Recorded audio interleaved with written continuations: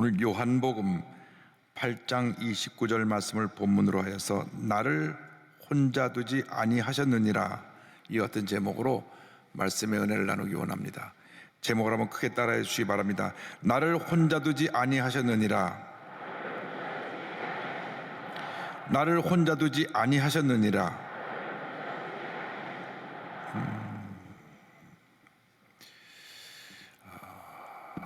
요즘 혼자 사는 사람들이 참 많아졌습니다.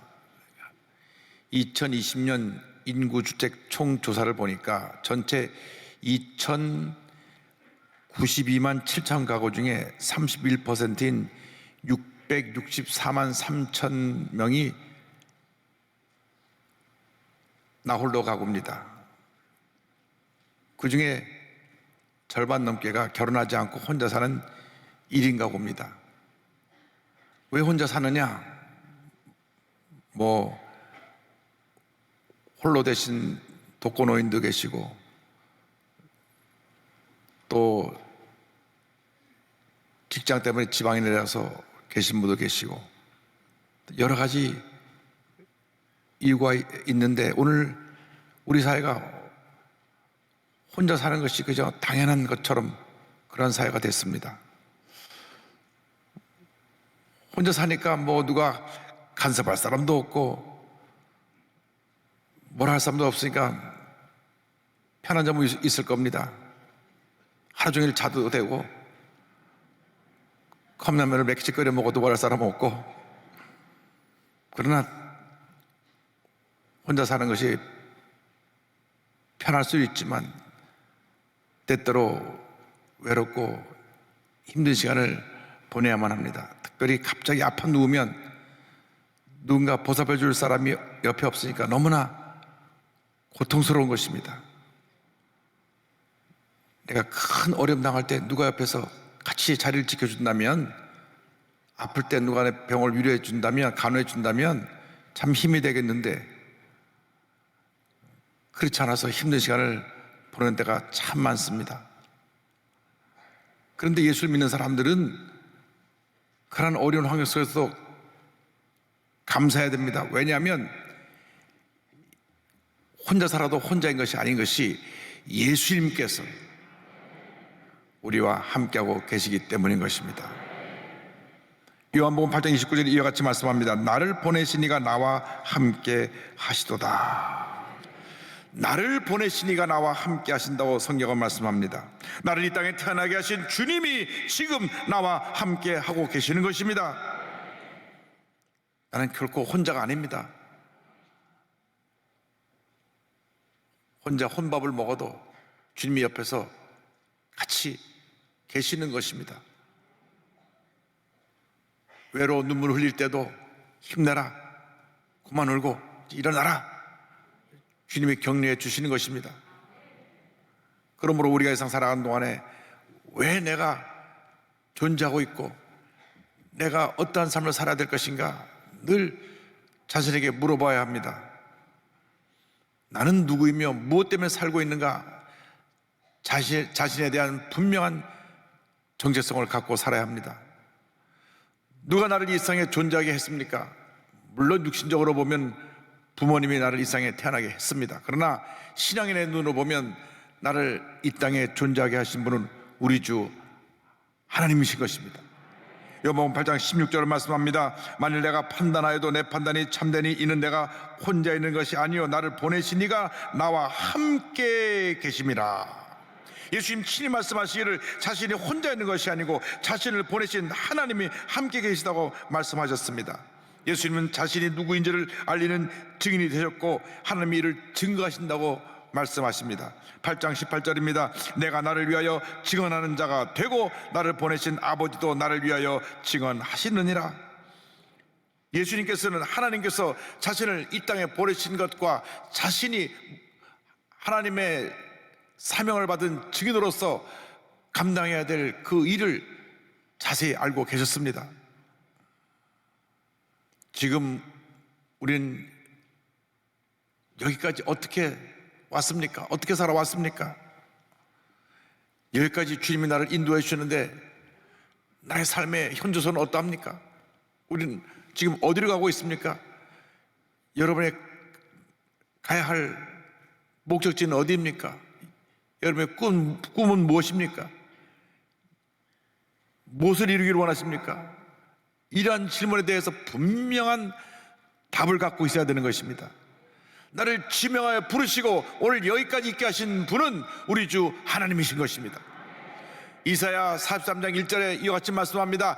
야곱아, 너를 창조하신 야훼께서 지금 말씀하시느니라. 이스라엘아, 너를 지으신 이가 말씀하시느니라.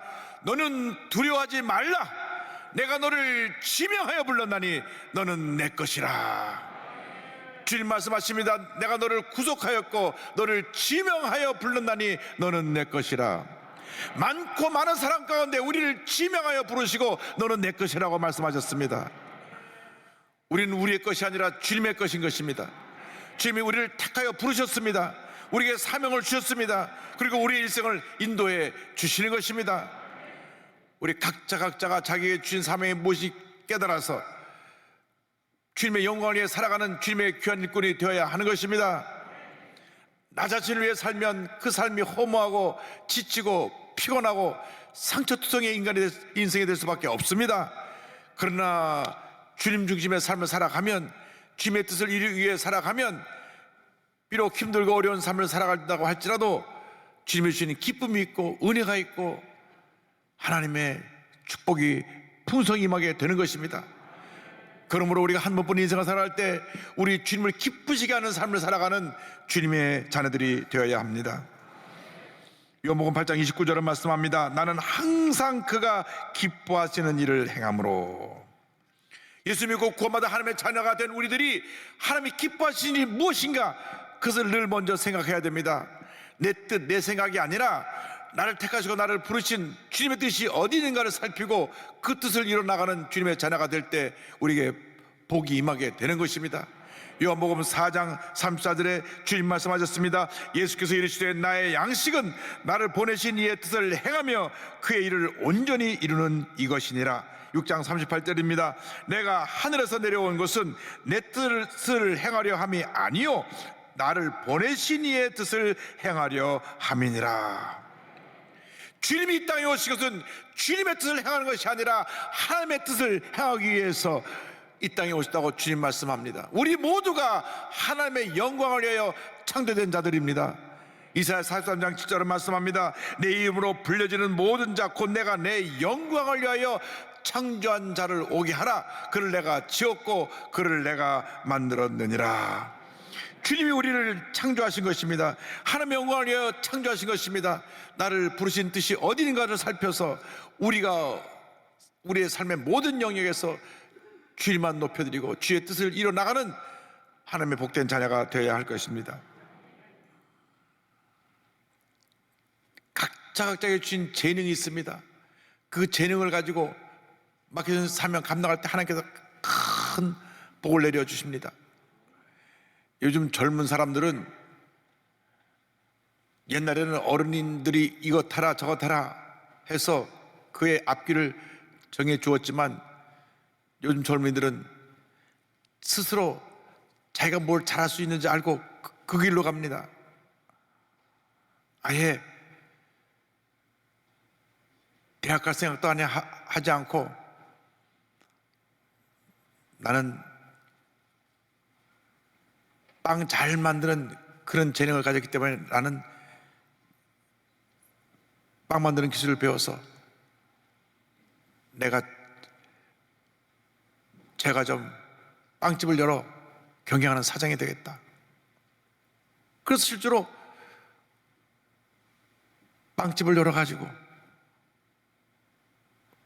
많은 사람들이 줄지어서 빵을 사러 오게 만드는 그런 사장님이 된 분도 있고, 공부를 잘하는 분은 공부에 전념해서 교수가 되고 과학자가 되고, 또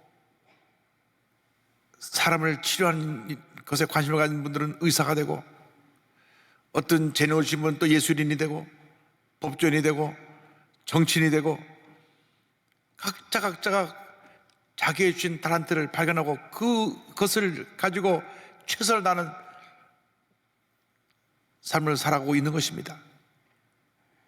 이것이 예수 믿는 우리 모두에게 주신 사명입니다. 각자 있는 자리에서 자기 주신 재능을 가지고 최선을 다하는 삶을 살 때 하나님께서 우리에게 성공이라고 하는 선물을 주십니다.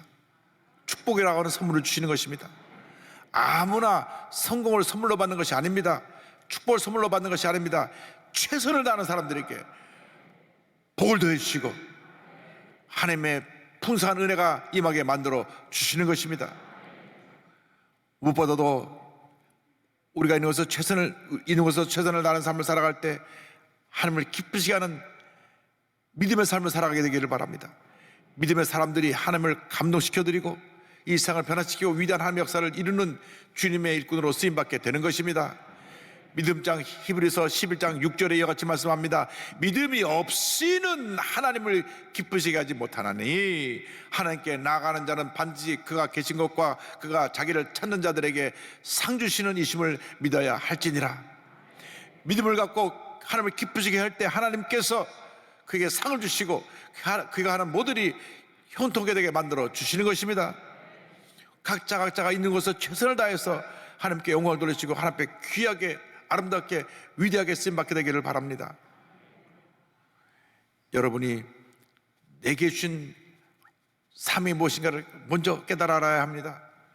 가르치는 은사를 받은 사람은 잘 가르쳐야 되고, 가정주부는 가정에서 자녀를 사랑으로 돌보고 맛있는 음식으로 온 가정을 기쁘게 하고, 구역장은 구역을 살리고 변화시켜서 많은 영혼을 구원하고, 어디서 우리가 무엇을 하든지 그것에서 주님의 영광이 나타나야 됩니다. 우리가 주님을 기쁘시게 하는 삶을 살아가야 될 때 하나님께서 우리의 모든 간구하는 기도를 들으시고 응답해 주시는 것입니다.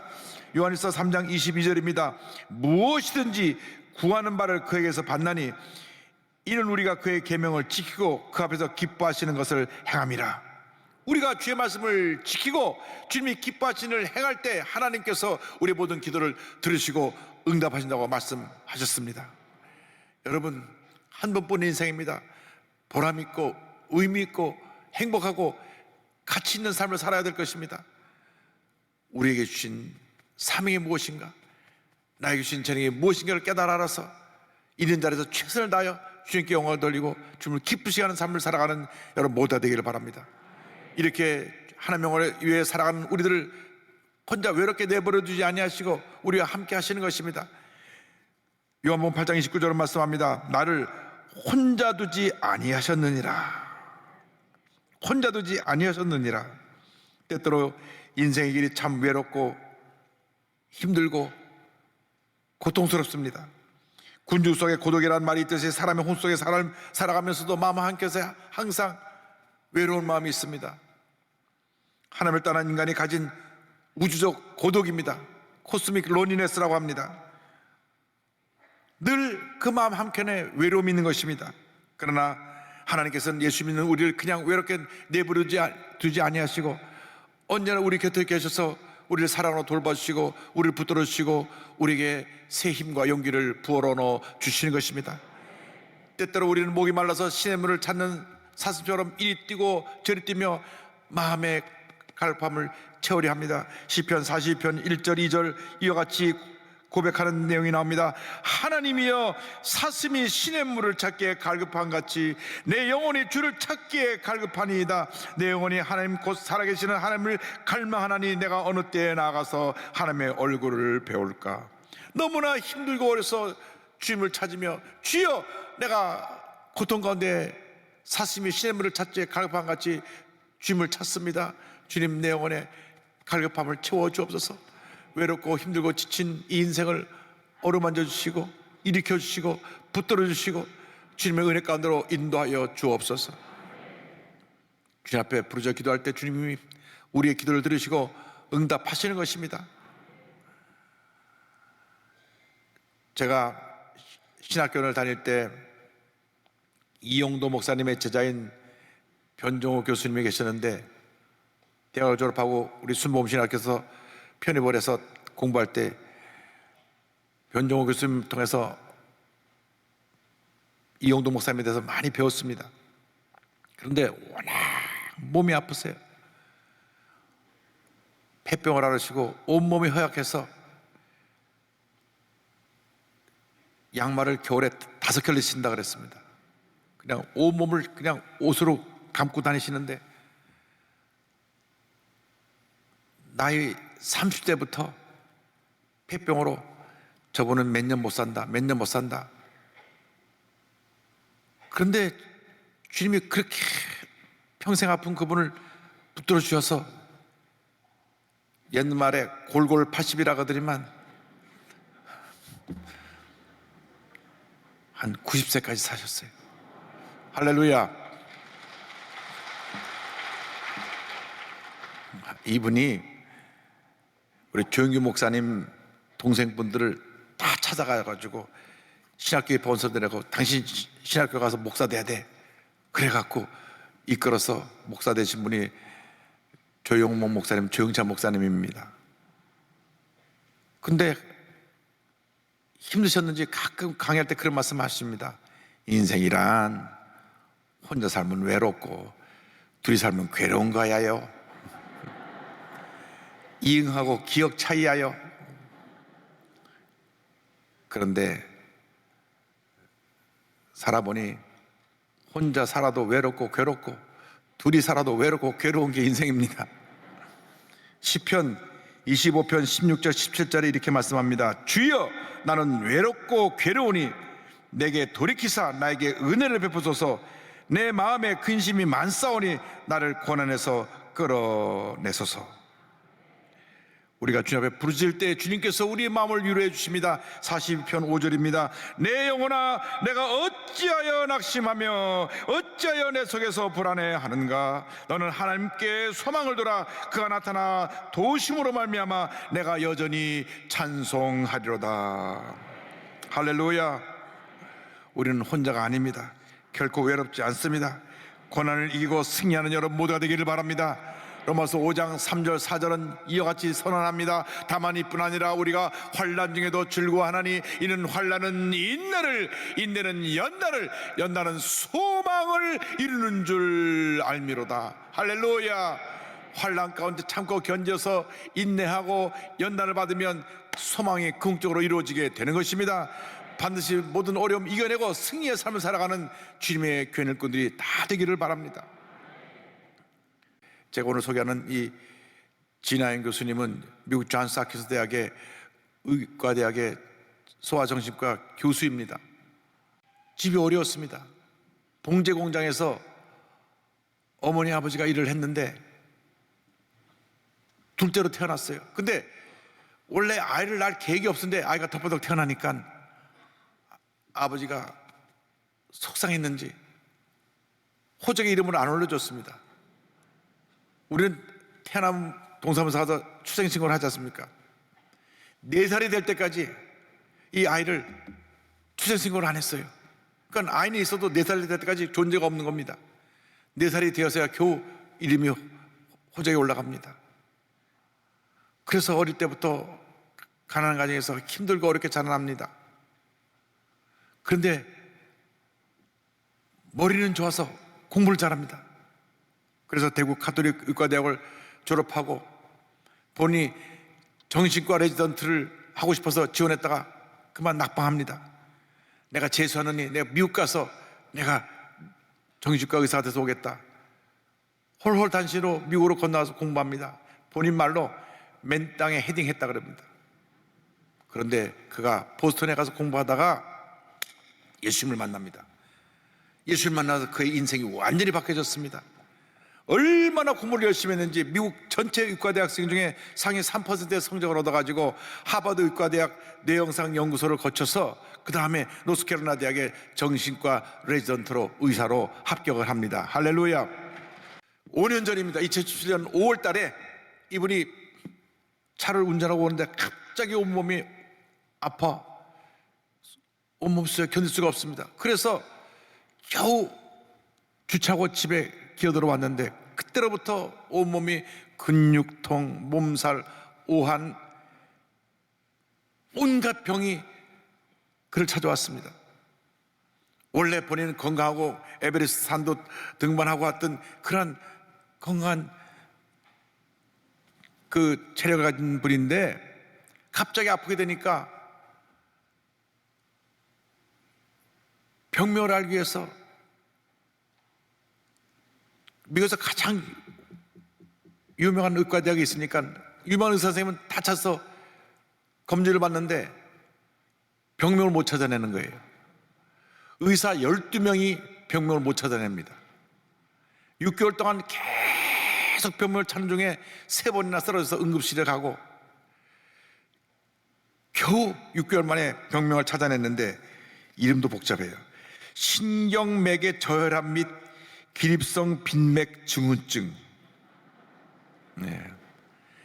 자율신경 장애로 말미암아 어지러움, 구토, 실신이 늘 수시로 다가와서 일상생활이 어려워지는 난치병입니다. 희귀병에 걸린 겁니다. 의사인 자기가 그런 희귀병에 걸렸습니다. 심한 어지럼증으로 15분도 제대로 앉아있지 못하고 누워야만 했습니다. 그럼에도 불구하고 그는 하나님의 자녀였고 믿음의 사람이었기 때문에 그 절망의 순간 옆에 계신 주님을 꼭 붙들고 기도하면서 병과 싸우기로 했습니다. 주님께서 주신 말씀이 있습니다. 고린도전서 10장 13절입니다. 사람이 감당할 시험 밖에는 너희가 당한 것이 없나니 너희로 능히 감당하게 하시느니라. 이 말씀 붙잡고 내가 견딜만 하니까 주신 것이다. 고난을 축복으로 바꿀 것이다. 절대 긍정의 믿음을 가지고 병과 싸우면서 환자를 돌보고, 환자를 돌보고 나면 아파서 또 버린 누워있고, 지난 5년 동안 약 2년 가까이 누워있으면서 그가 병과 싸웠습니다. 그래서 싸우는 동안에 유튜브를 통해서 그의 믿음을 사람들에게 전하였고, 저 유튜브 팔로워가 약 140만 명이 됩니다. 별로 안 놀라시네. 140만 명. 그 유튜브를 보면요, 굉장히 감동되는 내용들이 많이 나옵니다. 그리고 모금한 것을 가지고 캄보디아에 있는 학교에 기증도 하고, 그러면서 많은 사람들이 꿈과 희망을 주고, 어디 가서 강연을 하고 나면 강연 끝나고 나서 다시 들어 누워야 되는데도 불구하고 지금까지 미국과 한국을 오가면서 이 귀한 주님의 사랑을 증가하고 있습니다. 지 교수는 고백합니다. 의사로서 20년을 살아온 나지만 현대의학으로 완벽히 진단하고 고쳐줄 수 있는 환자보다 그럴 수 없는 환자가 더 많다는 사실은 늘 나를 겸손하게 만든다. 돌이켜보면 내가 겪은 각종 실패와 좌절의 순간들이 내게 새로운 문을 열어준 계기가 되지 않았나 싶다. 어떤 상황이 닥쳐도 다 하나님이 계획하신 것이라 믿고 일부러라도 긍정적인 감사의 마음을 되새기고 자꾸 떠올릴 수 있도록 스스로를 훈련하는 일이 중요하다. 본인이 실패를 딛고 일어나서 절대긍정, 절대감사의 믿음으로 이렇게 사람들에게 꿈과 희망을 전해주고 있습니다. 여러분, 우리는 혼자가 아닙니다. 우리는 결코 이 세상에 그냥 내동댕이 쳐진 그런 외로운 존재가 아닙니다. 주님은 우리를 사랑하십니다. 우리 곁에 계십니다. 우리 각자에게 사명을 주시고 그 사명을 완성할 수 있도록 우리를 돕고 계신 것입니다. 어떤 어려운 상황에 처했다고 할지라도 낙심하지 말고 그냥 주저하지 말고 꼭 주님 붙잡고 믿음으로 전진 더 전진 전전전에 나간 여러분 모두가 되기를 바랍니다. 부활의 예수님을 만나러 막달라 마리아가 왔는데 무덤은 비고 예수님 보이지 않습니다. 절망 가운데 울며 예수님을 찾을 때 예수님이 나타나 마리아야 부르셨습니다. 외롭고 지친 마리아를, 막달라 마리아를 주님 만나셨습니다. 그 막달라 마리아가 예수님 만난 내용을 찬송으로 온 것이 찬송가 442장입니다. 이 찬송을 부르면서 여러분 외로움과 절망 속에 있는 분이 다 예수님을 만나는, 예수님과 동행하는, 예수님에서 샘을 얻게 되는 은혜가 있게 되기를 주님으로 축원합니다.